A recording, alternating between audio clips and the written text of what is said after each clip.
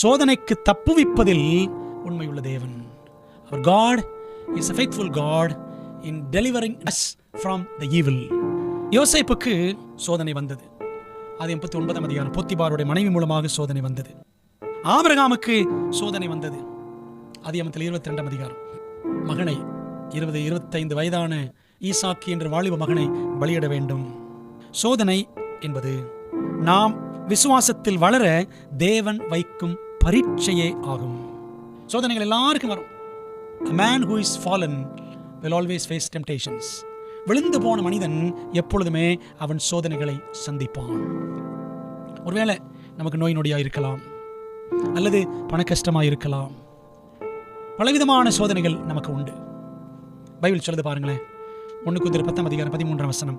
மனுஷருக்கு நேரிடுகிற சோதனையே அல்லாமல் வேறே சோதனை உங்களுக்கு நேரிடவில்லை. தேவன் உண்மையுள்ளவராய் இருக்கிறார். உங்கள் திராணிக்கு மேலாக நீங்கள் சோதிக்கப்படுகிறதற்கு அவர் இடம் கொடாமல் சோதனையை தாங்கத்தக்கதாக சோதனையோடு கூட அதற்கு தப்பிக்கொள்ளும்படியான போக்கையும் உண்டாக்குவார் என்று நாம் இங்கே வாசிக்கிறோம். தேவன் எத்தனை ஆச்சரியமான தேவன்!